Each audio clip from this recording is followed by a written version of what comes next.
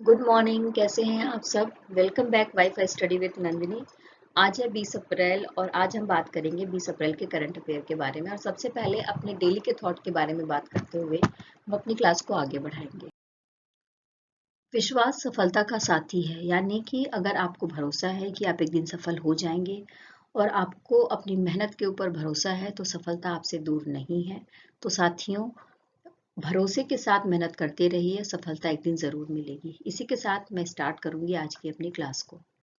सबसे पहले हम बात कर रहे हैं यूनी चाइनीज लैंग्वेज डे के बारे में, जो हर साल 20 अप्रैल को मनाया जाता है। तो इस बार भी 20 अप्रैल को यूएन चीनी भाषा दिवस यानी यूएन चाइनीज लैंग्वेज डे भी सेलिब्रेट करा जाएगा। सबसे पहले 2010 को इसको 12 नवंबर को मनाया गया था, लेकिन 2011 से ही 20 तारीख को, जो 20 अप्रैल को डेट फिक्स कर दी गई थी यूएन चाइनीज लैंग्वेज डे मनाने के लिए। नेक्स्ट हम बात करेंगे वेस्टर्न क्रिकेटर्स अल्मानैक के बारे में, जिसने साल 2022 के लिए टॉप 5 क्रिकेटरों की लिस्ट जारी करी है। और इस लिस्ट में भारतीय क्रिकेट जो महिला टीम है उसकी कप्तान कौन है? हरमनप्रीत कौर, उनका नाम है। और उसके बाद पुरुष टीम के खिलाड़ी कौन है? तो वो है सूर्य कुमार यादव। इन दोनों को शामिल किया गया है। और साथ में मैं आपको ये भी बता दूं कि जो हरमनप्रीत कौर हैं वो western cricketers of the year में नामित होने वाली पहली भारतीय महिला क्रिकेटर बनी है। तो इस वजह से एक रिकॉर्ड है ये, और ये एग्जाम में आने की संभावना है इस क्वेश्चन का। तो इसलिए इस क्वेश्चन को जरूर से ध्यान से याद रखिएगा। इसके बाद सूर्य कुमार यादव के बारे में बात करेंगे, जिनको T20 cricketer of the year के लिए चुना गया है। इसके अलावा 3 खिलाड़ी और हैं। टॉम ब्लंडेल हैं जो न्यूजीलैंड से रिलेट करते हैं, बेन फोक्स हैं जो इंग्लैंड से रिलेट करते हैं, डेरिल मिचेल हैं जो न्यूजीलैंड से रिलेट करते हैं, और मैथ्यू पार्ट्स हैं जो इंग्लैंड से रिलेट करती हैं। जो बेन स्टोक्स हैं उनको उनको 2022-23 के लिए दुनिया का सबसे शानदार क्रिकेटर चुना गया है। और महिला क्रिकेटर्स में से बेथ मूनी को ऑस्ट्रेलिया से रिलेट करती हैं, उनको महिला खिलाड़ियों में से साल 22-23 के लिए दुनिया का सबसे शानदार खिलाड़ी चुना गया है क्रिकेट के फील्ड में। किसके द्वारा? विजटन क्रिकेटर्स अल्मानैक के द्वारा। Harmanpreet Kaur and Surya Kumar Yadav named Wisden T20 player of 2022। देखिए, हरमनप्रीत कौर के बारे में अगर हम बात करें तो 2022 में इंडिया और इंग्लैंड के बीच में वनडे सीरीज हुई थी, और इसमें इन्होंने 111 गेंद में नाबाद 143 रन बनाए हैं, जिसकी वजह से ही इंडिया 2099 के बाद से इंग्लैंड से कोई सीरीज जीत पाया है। ठीक है। इसके अलावा इनकी कप्तानी में कॉमनवेल्थ गेम्स में इनको सिल्वर मेडल भी मिला है। साथ में ही टीम एशिया कप में भी विजेता रही है। और 2017 में जब वनडे मुकाबले खेले गए थे, 2022 में हरमनप्रीत कौर ने 17 वनडे मुकाबले खेले और इसमें इन्होंने 754 रन बनाए हैं 58 की औसत से। अब हम बात कर रहे हैं सूर्य कुमार यादव के बारे में। जैसा कि T20 क्रिकेट में दुनिया के नंबर 1 बल्लेबाज हैं ये, और 2022 में इन्होंने कुल 31 मैच खेले और 187.43 की शानदार स्ट्राइक रेट के साथ में इन्होंने 1164 रन बनाए हैं। और इसके साथ साथ में एक और रिकॉर्ड बनाया है कि किसी भी एक वर्ष के अंदर, यानी एक कैलेंडर वर्ष में, अब तक का दूसरा सर्वाधिक रन बनाने वाले व्यक्ति बन गए हैं। अब हम बात करें विजडन क्रिकेटर्स अल्मनैक के बारे में। तो ये क्या है? एक तरीके की पत्रिका है, क्रिकेट से रिलेटेड एक बुक है जो हर साल यूनाइटेड किंगडम के द्वारा प्रकाशित की जाती है और इसे क्रिकेट का बाइबल भी कहा जाता है। इसका फाउंडेशन 1864 में अंग्रेजी क्रिकेटर थे जॉन विजटन, उनके द्वारा किया गया था, इसीलिए इसको विजटन क्रिकेटर्स भी बोला जाता है। ठीक है। नेक्स्ट न्यूज है क्वांटम थ्योरी के बारे में। क्वांटम थ्योरी क्या है? क्वांटम टेक्नोलॉजी और साइंस के ऊपर जो भारत है उसमें रिसर्च करने के लिए, उसके विकास के लिए भारत सरकार ने एक राष्ट्रीय क्वांटम मिशन स्टार्ट करा है, जो 2023-24 से लेकर 30 और 31 के सेशन के लिए है, यानी इनके बीच में चलाया जाएगा ये मिशन, और जिस पर 6003.65 करोड़ रुपए की लागत आने की संभावना है। क्वांटम प्रौद्योगिकी के साथ साथ में अगर इसकी टेक्नोलॉजी का विकास होगा तो इसके साथ साथ में भारत का आर्थिक विकास होगा और इसका जो पारिस्थितिकी तंत्र है यानी इकोलॉजिकल सिस्टम जो भारत का है उसमें भी सुधार आने की संभावना बताई जा रही है। और आपको मैं ये भी बता दूं कि अमेरिका, ऑस्ट्रिया, फिनलैंड, फ्रांस और चीन के बाद भारत जो है क्वांटम मिशन अपनाने वाला या क्वांटम मिशन पर काम करने वाला छठा देश बन गया है। On 19th April, the Government of India approved the National Quantum Mission to nurture and enhance scientific and industrial research and development in quantum technology. अच्छा, क्वांटम टेक्नोलॉजी क्या है? देखिए, जो हम जानते हैं कि कोई भी पदार्थ परमाणुओं से बना होता है, ठीक है ना? तो ये ऐसी टेक्नोलॉजी है जो क्वांटम के सिद्धांत पर आधारित है, यानी परमाणुओं और जो उप परमाणु स्तर पर ऊर्जा, एनर्जी या फिर जो मटेरियल है उसकी प्रकृति कैसी है उसकी व्याख्या करने के लिए इस टेक्नोलॉजी को डेवलप किया गया है। यानी एटॉमिक और सब एटॉमिक लेवल पर जो एनर्जी और मैटर का कैसा नेचर है, वो किस तरीके से काम करेगा, इस विषय के लिए क्वांटम टेक्नोलॉजी का इस्तेमाल किया जाता है। इस तकनीक की सहायता से डेटा और इंफॉर्मेशन को कम से कम समय में प्रेषित किया जा सकता है। यानी जो डेटा है और इंफॉर्मेशन है उसको कम से कम समय में एक जगह से दूसरी जगह पर भेजने का काम किया जा सकता है, प्रोसेस किया जा सकता है। तो इस विषय पर ही काम करेगा भारत का ये मिशन जिसका नाम है राष्ट्रीय क्वांटम मिशन। देखिए, पशु जन्म को नियंत्रण करने के लिए और साथ में ही जो कुत्ते एक जगह से दूसरी जगह पर घूमते रहते हैं, है ना, एक तरीके से आवारा कुत्ते होते हैं जो हमारे गली मोहल्ले में हमें देखने को मिल जाते हैं। तो इनको लेकर सुप्रीम कोर्ट में एक रिट याचिका दायर करी गई थी animal welfare board of India और पीपल फॉर एलिमिनेशन ऑफ स्ट्रेटबल के लिए, है ना। तो इस याचिका पर जब सुनवाई करी सुप्रीम कोर्ट ने तो कुछ दिशा निर्देश जारी करे हैं। तो उस दिशा निर्देश को फॉलो करते हुए ही सेंट्रल गवर्नमेंट ने पशु जन्म नियंत्रण नियम 2023 को नोटिफाइड करा है। इसके तहत क्या किया जाएगा? इसके तहत नए नियम बनाए गए हैं जिससे पशुओं के जन्म को नियंत्रित करने के लिए कार्यक्रम चलाया जाएगा। नगर पालिका, नगर निगम और पंचायतों की सहायता से और जो भी स्थानीय निकाय है उसकी सहायता से, स्पेशली इसमें कुत्तों की नसबंदी और टीकाकरण कराना भी शामिल किया गया है। और साथ में मैं आपको ये भी बता दूं कि इस जो AWBI है यानी animal welfare board of India है, वो जो है एक ऐसे संगठन के रूप में काम करती है जो पशुओं से रिलेटेड है और पशुओं से रिलेटेड जो भी जानकारी है उसकी वेबसाइट पर उपलब्ध है। तो इसे नियमित अपडेट किया जाएगा और जो कुछ भी सूचना है आप वहां से ले सकते हैं। The central government notified the animal birth control rules 2023। ठीक है, अब हम भारतीय पशु कल्याण बोर्ड यानी AWBI के बारे में बात कर रहे हैं, जो भारत सरकार की एक वैधानिक सलाहकार संस्था है, निकाय के रूप में काम करती है और स्पेशली भारत सरकार के मत्स्य पालन, पशुपालन और डेयरी मंत्रालय को मार्गदर्शन प्रदान करती है, यानी कि उनके मार्गदर्शन के लिए काम करती है। इसका मुख्यालय हमें बल्लभगढ़ में मिलेगा जो हरियाणा में पड़ता है और इसके संस्थापक रुक्मिणी देवी अरुणडेल हैं और इसकी स्थापना कब करी गई थी? तो 1962 में करी गई थी। अच्छा, इसकी स्थापना करी गई थी पशु क्रूरता निवारण अधिनियम 1960 के प्रावधानों के तहत, जो मुख्यतः काम करता है कि पशुओं को लेकर जो क्रूरता है उसको रोका जाए और उनके कल्याण को बढ़ावा दिया जाए। स्पेशली इनके पशुओं के ऊपर रिसर्च करने के लिए, पशुओं के प्रति जागरूकता फैलाने के लिए और वो पशु जो परिवहन में लगे हैं जिनको मार दिया जाता है या जो फिर मनोरंजन में सर्कस वगैरह में हम देखते हैं ना जो जानवर काम करते हैं, तो उनका किस तरीके से इस्तेमाल हो रहा है इसकी निगरानी भी करना पशु कल्याण बोर्ड यानी भारतीय पशु कल्याण बोर्ड का काम है। नेक्स्ट हम क्या बात कर रहे हैं कि संयुक्त राष्ट्र के आंकड़े दिए गए हैं जिससे भारत दुनिया के सबसे अधिक आबादी वाला देश बन गया है। ये न्यूज काफी ज्यादा सुर्खियों में थी पहले भी, है ना। तो देखो, अब ऑफिशियली आंकड़े दे दिए गए हैं संयुक्त राष्ट्र के द्वारा, यानी भारत जो है चीन को पछाड़ते हुए दुनिया का सबसे बड़ा आबादी वाला देश बन गया है। और संयुक्त राष्ट्र के डेटा के अकॉर्डिंग ये बोला गया है कि भारत की जो पॉपुलेशन है वो कितनी है?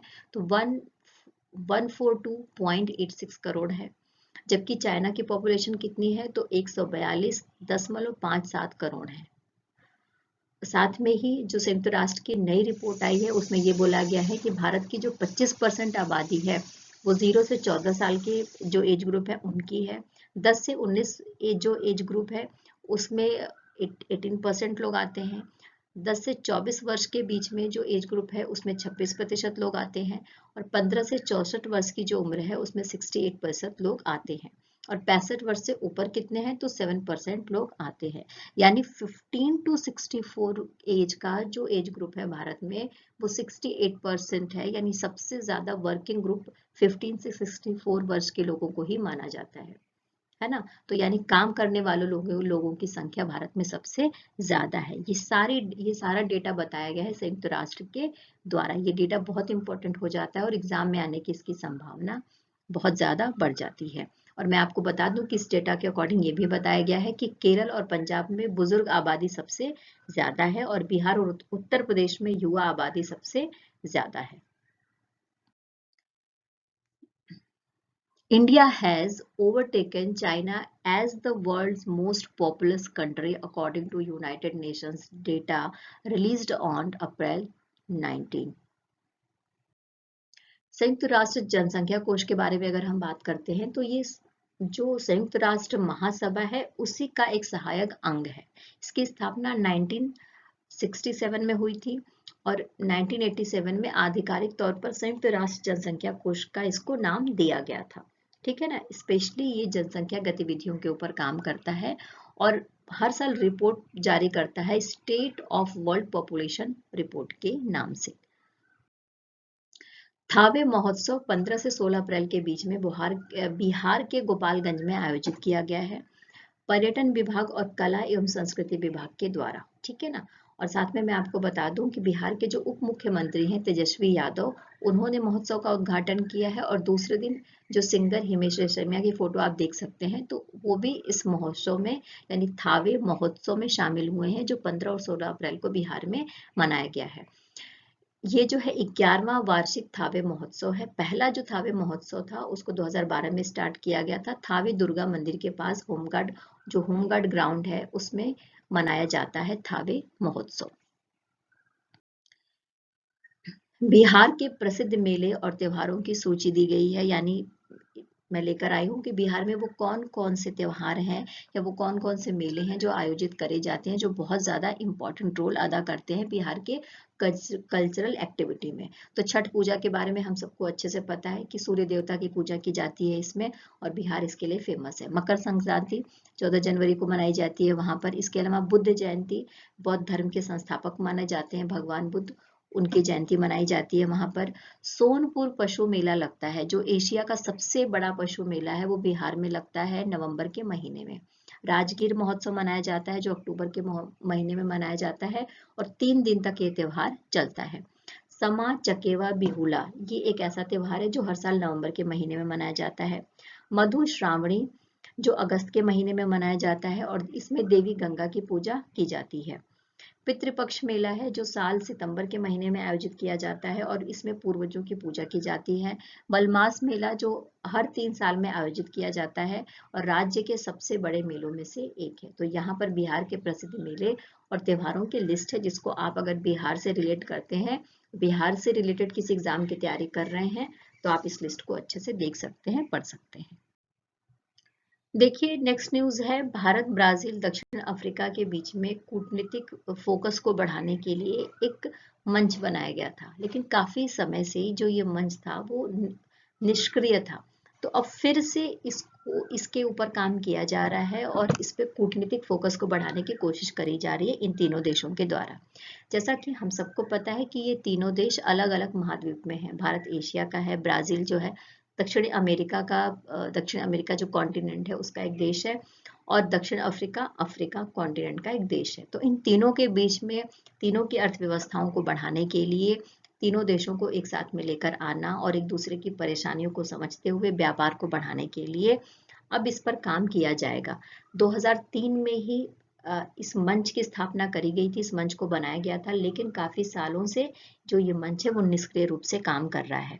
लेकिन अब इसके ऊपर फोकस किया जा रहा है, जो स्पेशली विकासशील देशों की गरीबी और उनके भूख के खिलाफ जो लड़ाई है उसको कम करने के लिए और मानव विकास परियोजनाओं को बढ़ाने के विषय में काम करेगा।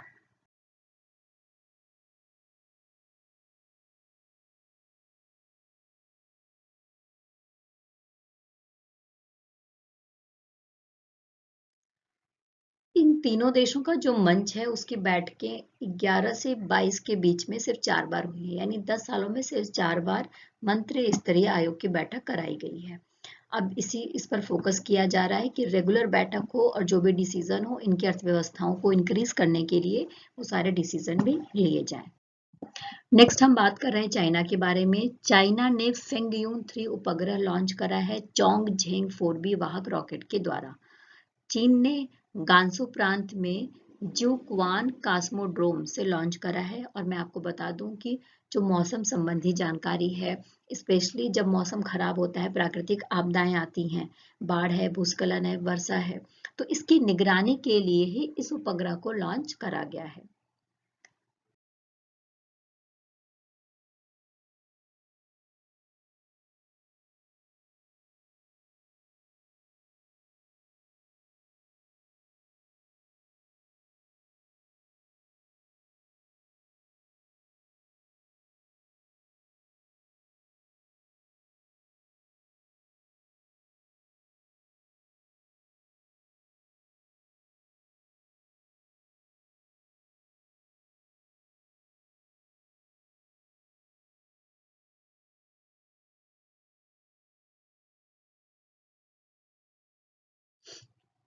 केनिया ने अपना पहला ऑपरेशनल अर्थ ऑब्जर्वेशन सैटेलाइट, जिसका नाम है ताइफा फर्स्ट, उसको लॉन्च करा है कैलिफोर्निया के बैंडनबर्ग बेस से।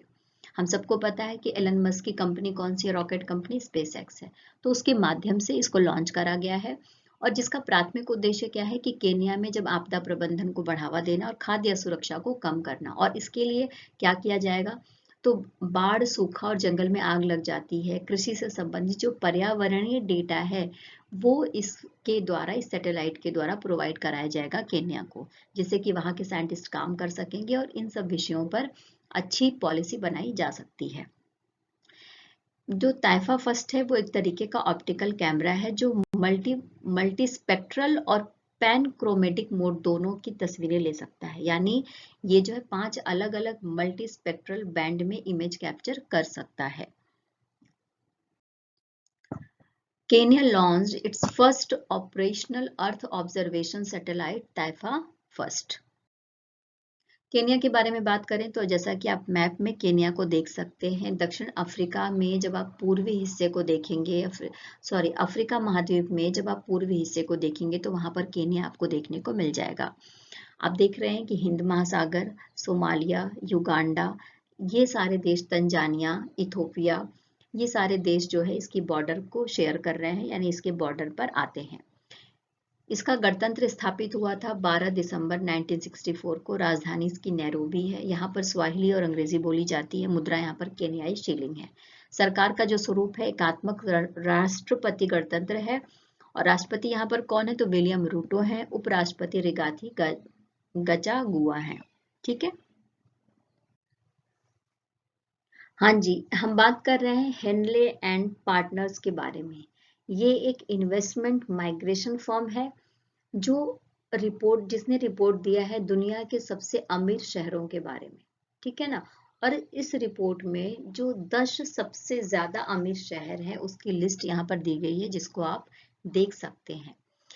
$1 मिलियन से अधिक के निवेश योग्य संपत्ति वाले ये शहर हैं जिनके बारे में यहाँ पर बात करी गई है। जैसे फर्स्ट नंबर पे अमेरिका का न्यूयॉर्क है, फिर जापान का टोक्यो आता है, फिर अमेरिका का ही द बे एरिया है, यूके का London, Singapore, Los Angeles America का, हांगकांग चाइना का, बीजिंग चाइना का, शंघाई चाइना का और ऑस्ट्रेलिया का सिडनी है। भारत का कोई भी शहर इसमें शामिल नहीं है। जो बेंगलुरु है उसको सबसे बड़ी विकास दर के साथ दुनिया के सबसे धनी शहरों में शामिल किया गया है। यानी जो इसकी विकास दर है वो काफी तेजी से बढ़ रही है, इस वजह से इसको शामिल किया गया है। ये जो सबसे धनी जो शहर हैं इनके बारे में जो बताया गया है, तो यहाँ पर पॉश होटल्स हैं, हाई सैलरीज हैं, टॉप नॉच रेस्टोरेंट्स हैं, मतलब बहुत अच्छे रेस्टोरेंट्स हैं और एक्सक्लूसिव शॉपिंग डेस्टिनेशंस हैं, जिसकी वजह से इनको जो है सबसे धनी शहरों में रखा गया है। टाटा इलेक्ट्रॉनिक्स ने रणधीर ठाकुर को सीईओ और एमडी के रूप में नियुक्त किया है। किसने? टाटा ग्रुप की एक कंपनी है टाटा इलेक्ट्रॉनिक्स। तो इसके टाटा इलेक्ट्रॉनिक्स प्राइवेट लिमिटेड, इसके सीईओ और एमडी यानी प्रबंध निदेशक के रूप में डॉक्टर रणधीर ठाकुर की नियुक्ति करी गई है। देखिए, जर्मनी की पूर्व चांसलर जिनका नाम हमने सबने जरूर सुना होगा, एंजेला मर्केल के बारे में बात हो रही है। तो इनको जर्मनी का सर्वोच्च जो सम्मान है वो ऑर्डर ऑफ मेरिट, वो सम्मान दिया गया है राष्ट्रपति फ्रैंक वॉल्टर स्टेइनमायर के द्वारा। केन्या के बारे में ही है न्यूज। देखिए, बोस्टन मैराथन का 127 नंबर का एडिशन हुआ है, जिसमें केन्या के एवांस चेबेट ने पुरुष वर्ग में जीत हासिल करी है और केन्या की ही हेलेन ओबेरी है जिन्होंने महिला दौड़ में जीत हासिल करी है, यानी दोनों केन्या से ही रिलेट करते हैं। बोस्टन मैराथन इन्होंने जीत लिया है। देखिए, 24 अप्रैल को अभी सचिन तेंदुलकर का बर्थडे आ रहा है और 24 अप्रैल को ये इनका कौन से नंबर का बर्थडे है? तो 50वां बर्थडे है इनका। तो इसी अवसर पर एक बुक लिखी गई है बोरिया मजुमदार के द्वारा। बोरिया मजुमदार जो है एक खेल इतिहासकार है, यानी खेल से संबंधित जो भी हिस्ट्री है उसके बारे में लिखती रहती हैं और लोकप्रिय टीवी शो होस्ट है। इनके द्वारा एक बुक लिखी गई है, Sachin at the rate 50 celebrating a Maestro. ठीक है ना? तो इस बुक का विमोचन किया जाएगा, इस बुक को रिलीज किया जाएगा 24 अप्रैल को और इसमें सचिन तेंदुलकर की जो सफलता की यात्रा है उसके बारे में बात की गई है। भारत क्या कर रहा है? भारत जो है WTO पैनल के फैसले के अपीलीय निकाय में चुनौती देगा। इसको समझ लेते क्या है। तो देखिए, जो यूरोपीय संघ है, जापान है और ताइवान है, उसने WTO यानी विश्व व्यापार संगठन में ये बात कही है कि जो भारत का इंफॉर्मेशन और टेक्नोलॉजी प्रोडक्ट है उसके जो ग्लोबल ट्रेड है, वो ग्लोबल ट्रेड नॉर्म्स के अकॉर्डिंग मैच नहीं कर रहा है ना? तो इसकी वजह से ही उन्होंने ये बात कही है और इसकी वजह से विश्व व्यापार संगठन ने फैसला लिया है और इसीलिए भारत सरकार क्या कर रही है? WTO पैनल के फैसले की अपीलीय निकाय में चुनौती देने की बात कह रही है। देखिए, अब हम बात कर रहे हैं CBIC के बारे में, यानी केंद्रीय अप्रत्यक्ष कर और सीमा शुल्क बोर्ड के बारे में। देखिए, अभी तक जो हमारा CBIC है वो क्या कर रहा था? वो विदेशी मुद्रा दरों को हर 2 सप्ताह में इसकी सूचना देता था, ठीक है ना? और वो भी इसकी जो सूचना दी जाती थी वो लिखित रूप में दी जाती थी। लेकिन अब क्या कर रहा है? अब ये कर रहा है कि ये जो सूचना दी जा रही है विदेशी मुद्रा दरों को, इसमें सुधार करेगा और इसकी सूचना हर दिन प्रोवाइड कराई जाएगी इंडियन कस्टम्स EID सिस्टम से इंटीग्रेट किया जाएगा और साथ में 6 बजे से पहले ही ICEG ATE पोर्टल पर इसकी जो भी सूचना है वो प्रोवाइड करा दी जाएगी। किस लिए कराया जा रहा है? ताकि दैनिक मुद्रा का प्रकाशन हो सके और जो आयात निर्यात कर्मी है, यानी जो इंपोर्ट और एक्सपोर्ट कर्मी है जो काम कर रहे हैं इस फील्ड में, उनको एग्जैक्ट जो विदेशी मुद्रा दर है उसके बारे में डेली बेसिस पे न्यूज पता चल सके। तो अब डेली बेसिस पे जब न्यूज पता चलेगी उन्हें इन बैंक दरों का या इस विदेशी मुद्रा दर का, तो वो उस हिसाब से पैसे इन्वेस्ट कर पाएंगे अलग अलग फर्म्स में। तो इसलिए कोशिश की जा रही है केंद्रीय अप्रत्यक्ष कर और सीमा सुरक्षा या सीमा शुल्क बोर्ड के द्वारा। ठीक है, daily currency rate publication system will provide more accuracy and time efficiency to import export personal. Okay, NASA ने क्या कर रहा है? देखो, नासा के बारे में बात करते हैं। नासा क्या कर रहा है? जैसा कि हम सबको पता है कि नासा अमेरिका की एक अंतरिक्ष एजेंसी है जो अंतरिक्ष के फील्ड में नए नए कुछ इनोवेशन और कुछ न कुछ काम करती रहती है। तो नासा के लूसी मिशन ने बृहस्पति ट्रोजन क्षुद्र ग्रहों के पहले दृश्य को कैप्चर किया है और मैं आपको बता दूं कि नासा का जो लूसी मिशन है वो 9 जुपिटर, ट्रोजन और 2 मुख्य बेल्ट क्षुद्र ग्रहों के निरीक्षण के लिए, क्षुद्र ग्रह का मतलब क्या होता है तो एस्टेरॉयड, तो उनके अध्ययन के लिए ये 12 साल की यात्रा पर गया है। और जब ये इसका दौरा कर रहा था तो वहां पर दौरा करते हुए इसने इन क्षुद्र ग्रहों की पिक्चर को कैप्चर करा है और इसे सेंड करा है, यानी इसे भेजा है। और जो ये नासा का लूसी मिशन है, ये अभी तक का पहला ऐसा मिशन है जो बृहस्पति ट्रोजन क्षुद्र ग्रहों के लिए चलाया गया है, यानी जो बृहस्पति ट्रोजन एस्टेरॉयड है उनके लिए चलाया जाने वाला पहला मिशन है, जिसका नाम है लूसी मिशन, जो नासा के द्वारा चलाया गया है और इसी ने पिक्चर कैप्चर करके भेजा है। देखिए, हमने एआई न्यूज़ के बारे में काफ़ी ज़्यादा बात करी है, एआई प्लेटफॉर्म के बारे में काफ़ी ज़्यादा बात करी है। एआई प्लेटफॉर्म क्या है तो आर्टिफिशियल इंटेलिजेंस, ठीक है ना। और हमने जीपीटी के बारे में भी बात करी है। जीपीटी एक ऐसी आर्टिफिशियल टेक्नोलॉजी है जिसके माध्यम से हम जैसे व्हाट्सएप पे किसी व्यक्ति से बात करते हैं वैसे ही हम किसी आर्टिफिशियल टेक्नोलॉजी से रिलेटेड बात कर सकते हैं, यानी हम जिस तरीके का क्वेश्चन करेंगे सामने से वैसा ही जवाब आएगा। तो एलन मस्क भी माइक्रोसॉफ्ट और गूगल के साथ प्रतिस्पर्धा करेंगे और उन्होंने घोषणा करी है कि ट्रुथ जीपीटी लॉन्च किया जाएगा एआई प्लेटफॉर्म पर एलन मस्क के द्वारा। और हम सबको ये बात पहले से ही पता है कि माइक्रोसॉफ्ट और गूगल इस फील्ड में काम कर रहा है। एलन मस्क ने ये भी बताया है कि जो उनका ट्रुथ जीपीटी होगा वो ब्रह्मांड की प्रकृति को समझता है और सुरक्षा के जो पैमाने हैं उसको भी ध्यान में रखेगा, और एक तरीके से बहुत ही आर्टिफिशियल इंटेलिजेंट के क्षेत्र में बहुत ही सच्चाई के साथ काम करने के लिए इसको उतारा जाएगा। इस सेशन में इतना ही साथियों। आई होप कि आपने सेशन को एंजॉय करा होगा। आपके एग्जाम के पॉइंट ऑफ व्यू से काफ़ी ज़्यादा अच्छे क्वेश्चन है। डिटेलिंग मेरी कोशिश रहती है कि पूरी करूं, क्योंकि डिटेलिंग से ही जब तक देखिए ऊपर ऊपर या वन लाइन में जब भी हम किसी क्वेश्चन को पढ़ते हैं तो वो हमें काफ़ी टाइम तक याद नहीं रहता है, लेकिन जब हम उस टॉपिक से रिलेटेड 4-5 चीज़ें और पढ़ लेते हैं तो वो एक उस टॉपिक से रिलेटेड एक स्टोरी हमारे दिमाग में बन जाती है जो हमें लॉन्ग टाइम के लिए याद रहती है ना। तो इसको ही ध्यान में रखते हुए मैंने इस तरीके के सेशन को स्टार्ट करा है। जैसा कि आप सबको पता है कि हमारा जो कंटेंट है, मटेरियल है, उसको टेलीग्राम के लिंक पर शेयर कर दिया जाता है, तो वहां पर जाकर आप देख सकते हैं, अपने नोट्स को प्रिपेयर कर सकते हैं। आपने बहुत सारा सपोर्ट किया है मुझे। अगर प्लीज़ आपको सेशन पसंद आता हो तो प्लीज़ लाइक ज़रूर करिए। आपके लाइक करने से मुझे सपोर्ट मिलता है, मेहनत करने की हिम्मत आती है। और अगर आप नए हैं तो चैनल को ज़रूर सब्सक्राइब कर लीजिए। अगर आपका कोई स्टडी ग्रुप है, फ्रेंड है, तैयारी कर रहे हैं तो उन तक ज़रूर इस चैनल को पहुंचाइए। आपने बहुत सारा साथ दिया है, उस साथ के लिए बहुत बहुत धन्यवाद। फिर से कल मुलाकात होगी इसी प्लेटफॉर्म पर, इसी जगह पर। तब तक के लिए take care and bye bye.